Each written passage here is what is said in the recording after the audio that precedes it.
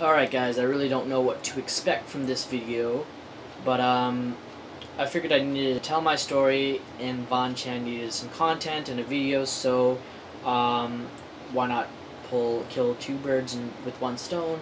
I know it may seem conceited and arrogant to kind of do a video like this, because I kind of want to document, you know, and make a documentary of myself, I guess.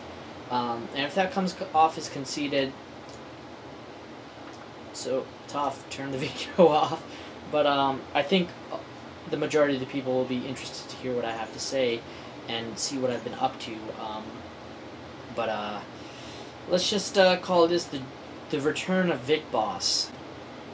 It was last year, before the ramification event in August, maybe 2 or 3 weeks before. I was just walking around, and all of a sudden I felt a sharp pain in my lower back, and that pain shot down my right leg, and I was on the ground for a good 10 to 20 minutes. It felt like longer than that, but I was on the ground in agony, and I couldn't get up. And you guys, for most of you guys on YouTube, know you know, the abuse I took while wrestling. You know, man, I've been through pain, and this pain was like, fuck, man.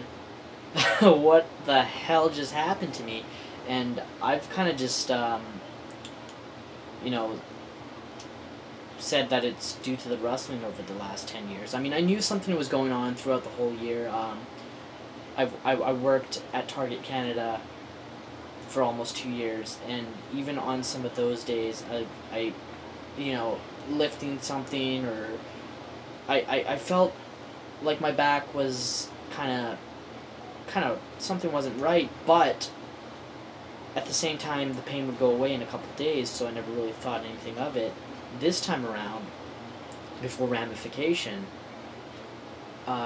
it's happened 2 or 3 weeks before the event, and I'm still in pain, like worse than it was 2 or 3 weeks ago. So I stumbled out of bed, and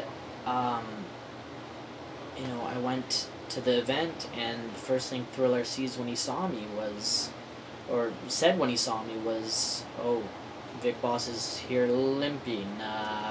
Okay. And I never really mentioned to any of the talent that I was hurt, because I didn't want them to treat me any differently. I wanted to do this event, and it, you know, kind of ride off in the sunset after it, even though I didn't want to. But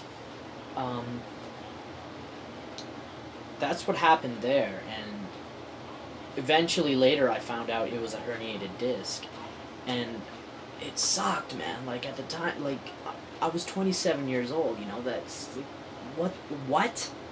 And the thing is, I have worked very, very hard on my craft, which is professional wrestling.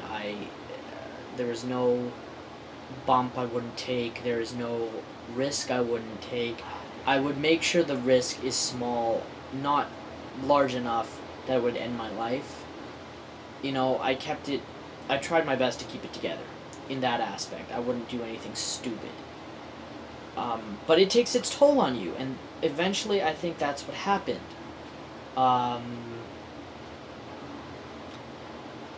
You know, I wrestled the event, I did 3 matches, lost them all, and, you know, that was it. I went back to work.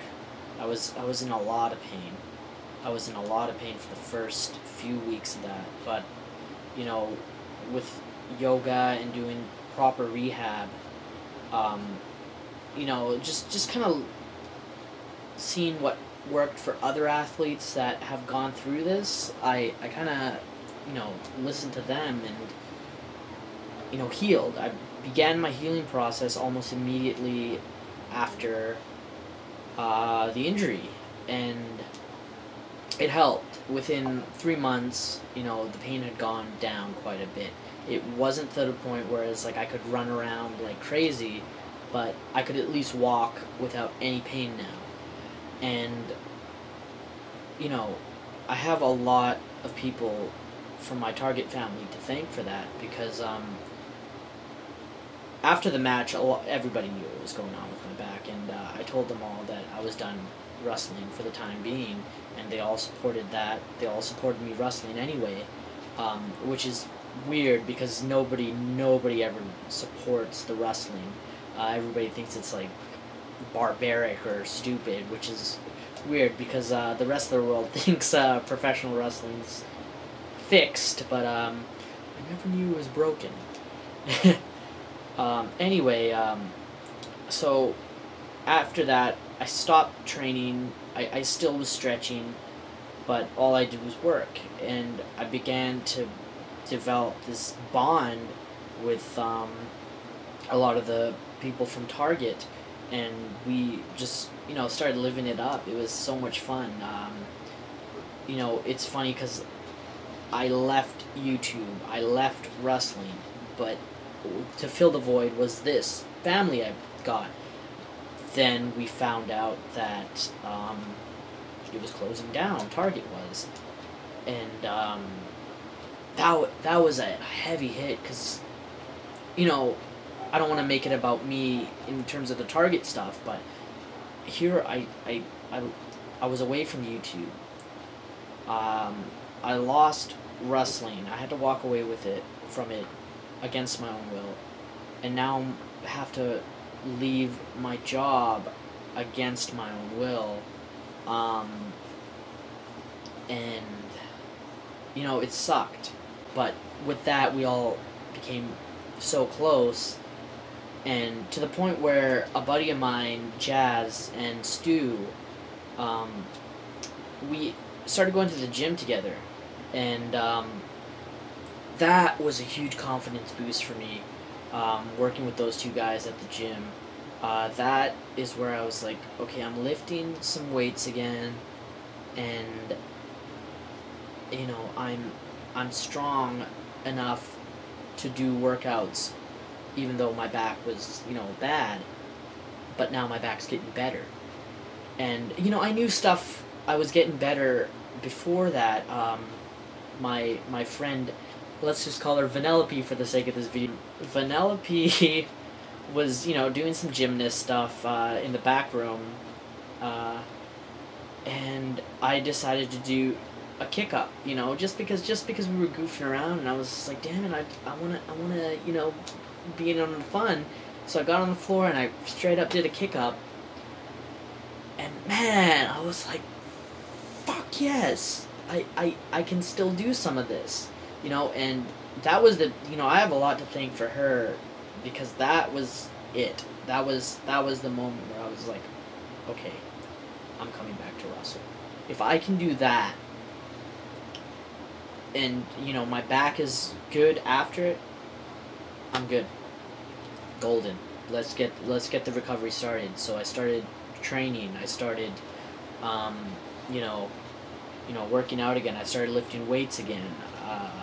I started, you know, with the tire flips. Just recently with the Innovator. I started doing a lot of stuff, and that's all thanks to, you know, the support I got from my Target family. And you gotta understand, this is a time where myself, Paul, and Daniel, we were not talking.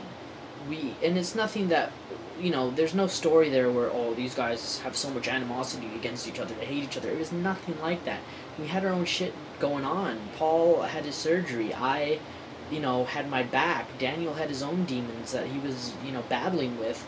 And the three of us, without each other, we weren't there for each other, which is sad, but, you know, that was the reality of it. Now we're, you know, in a great place. We're, you know, we just reunited at WrestleMania, the three of us collectively, and, you know, it's the same. It's like nothing's ever changed. And, you know, but that kind of came later.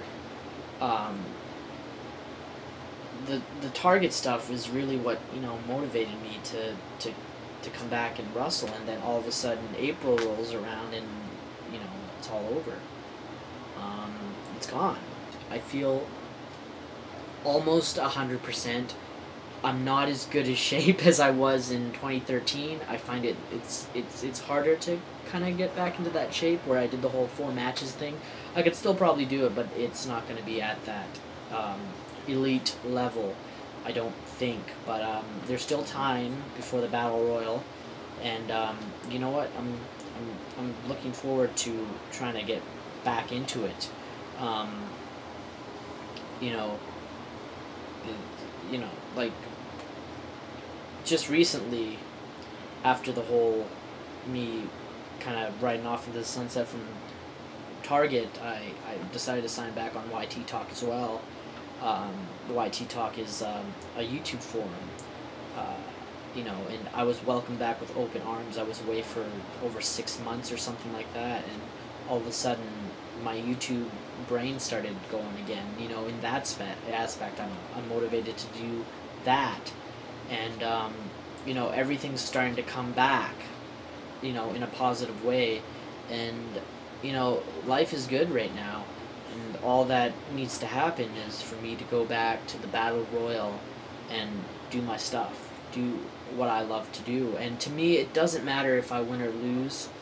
I'm just more interested in wrestling and helping that company go where it needs to go. And if me being a top guy there is what it takes for that to be a top company, then I'll be that top guy.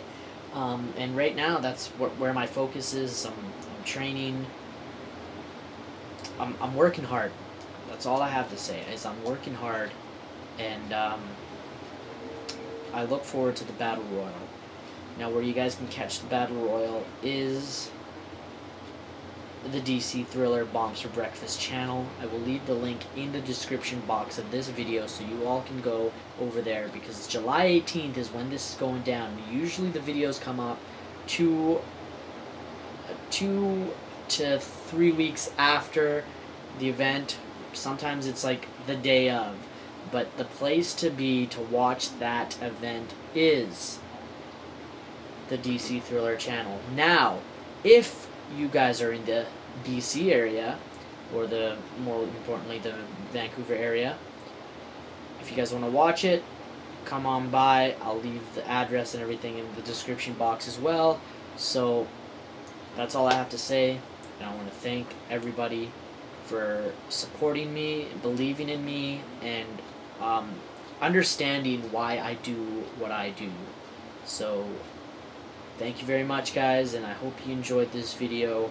I hope it didn't come off as too arrogant or conceited that I'm shooting this documentary kind of video, but yeah. Alright, everybody, thank you very much, and much love.